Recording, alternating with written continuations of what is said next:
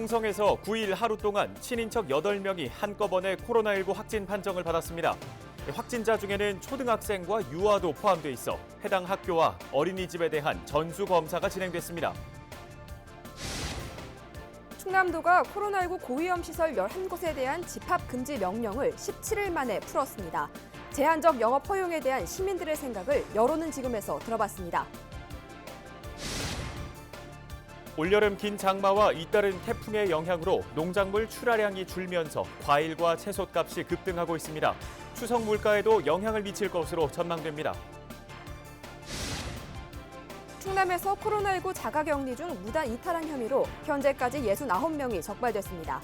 전국에서 네 번째로 많은 것으로 집계됐습니다.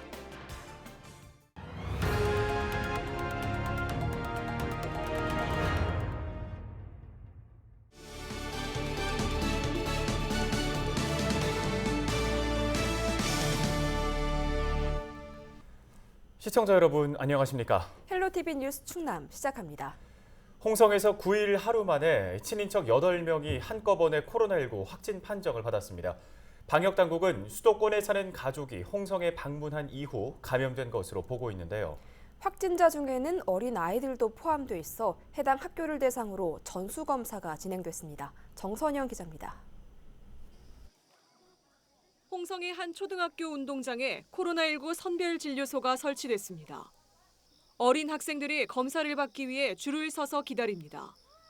곳곳에서 울음이 터져 나오고 방역복을 입은 의료진이 겁에 질린 아이를 달랩니다.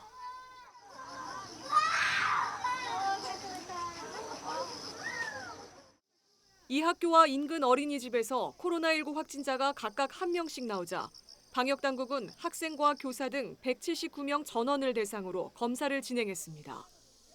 아이와 함께 학교를 찾은 부모들은 혹시나 하는 걱정이 앞섭니다.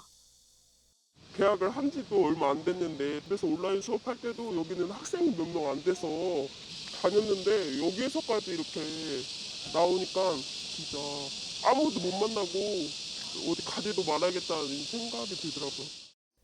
어린이 2명을 포함해 9일 하루 동안 홍성에서 발생한 확진자는 8명으로 모두 친인척 관계입니다.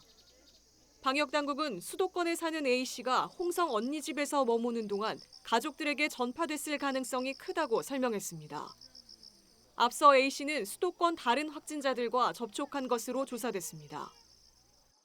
지난 9일 홍성읍에 거주하는 60대 여성이 11번 확진자로 판정받았는데 9월 1일부터 9월 4일까지 경기도 안양시에 거주하는 여동생이 다녀간 후 전파된 것으로 판명되었으며 확진된 7명은 모두 가족으로 홍성읍 거주 3명, 홍부구 거주 4명이며 방역당국은 확진자가 나온 학교와 어린이집에 대해 2주 동안 휴교 조치했습니다.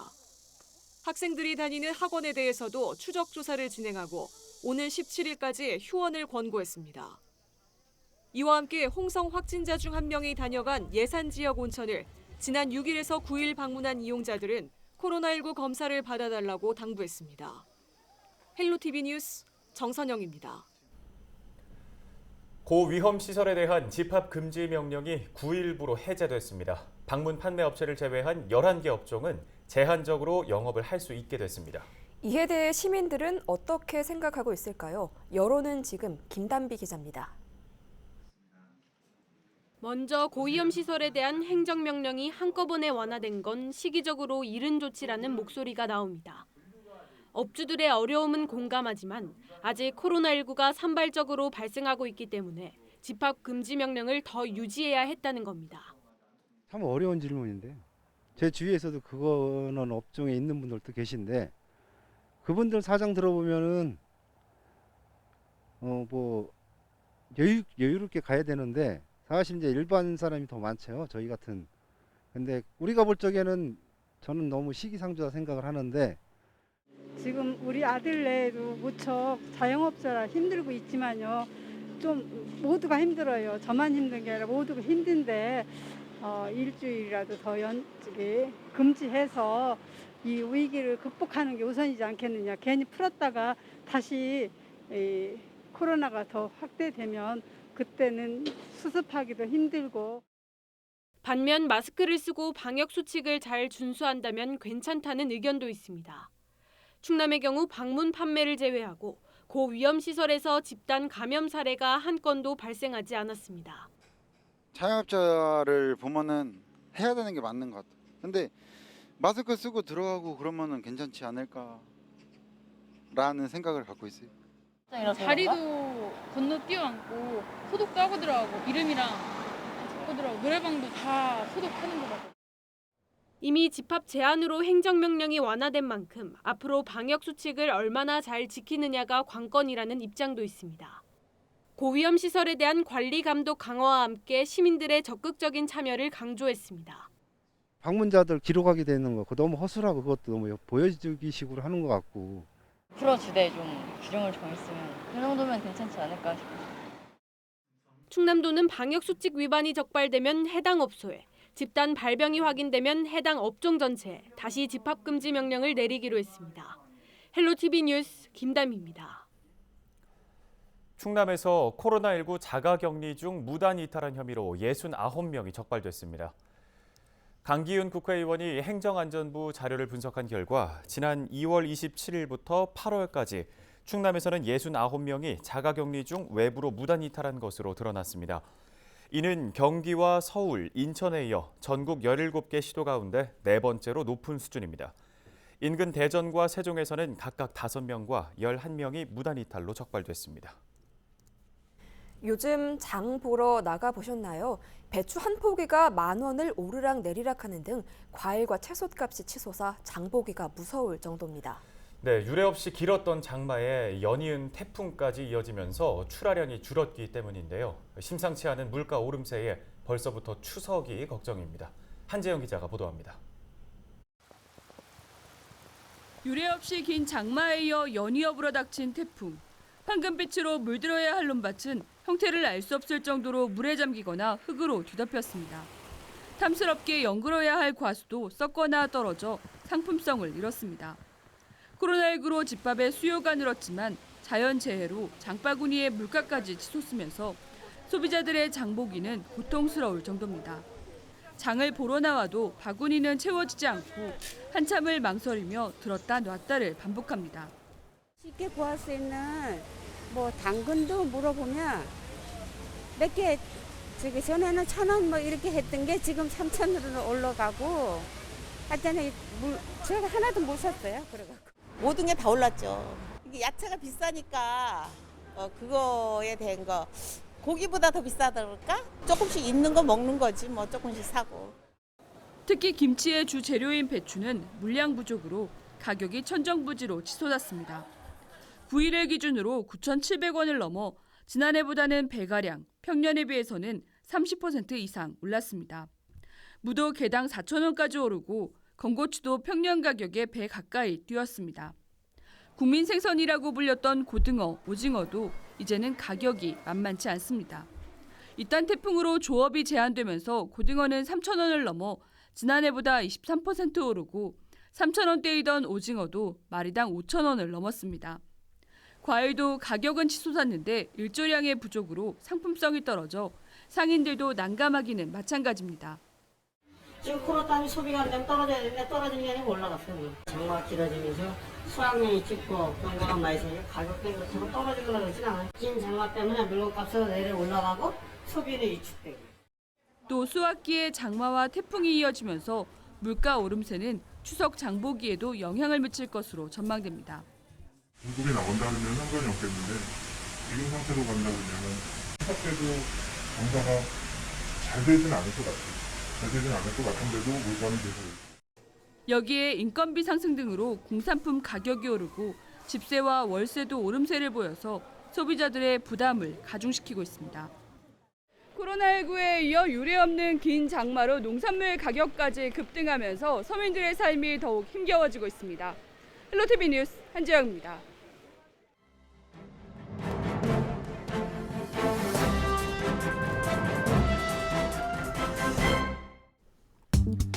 신문브리핑 충청투데이 기자입니다. 코로나19 2차 확산에 따른 충청권 고용 충격이 지속되면서 올 하반기 최악의 고용 대란이 우려된다는 내용입니다. 상반기까지만 해도 고용인력 유지 정책 등 정부의 지원으로 근근히 버텼지만 이마저도 한계에 다다르면서 기업들이 고용 유지에 백기를 들고 있다고 하는데요. 국가 통계 포털에 따르면 8월 충청권에서 발생한 실업자는 총 8만 6천 명에 달합니다. 지난해 같은 기간보다 실업자가 4천 명 늘었습니다. 대전의 실업률은 3.4%로 부산, 인천에 이어 전국에서 세 번째로 높았습니다. 전국 평균보다 6배나 높은 증가율을 기록했는데 대전의 고용 시장이 그만큼 불안하다는 것을 보여주고 있습니다. 충북 지역 실업률은 2.9%, 세종은 2.5%로 두 지역 모두 평균보다는 낮지만 지난해 같은 기간과 비교하면 안타깝게도 모두 늘었습니다. 다만 충남의 상황은 조금 달랐는데요. 지난해 8월 실업률 2.8%에서 올해는 2.1%로 0.7%포인트 감소했습니다. 실업자 수 역시 지난해 3만 5천 명에서 올해에는 2만 6천 명으로 9천 명 정도 줄었습니다. 다행히도 충청권 4개 시도의 고용률은 모두 전국 평균보다 높기는 했는데 지난해 같은 기간과 비교하면 비슷하거나 소폭 오르는 수준에 그쳐 마냥 안심할 수는 없는 상태라고 신문은 진단하고 있습니다. 더 큰 문제는 2차 확산의 영향을 받기 시작하는 9월부터입니다.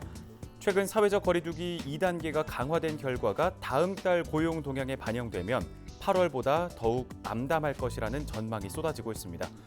특히 수출 부진 등으로 인한 제조업 취업자 감소가 확대될 가능성이 있다는 지적입니다. 지금까지 신문 브리핑이었습니다.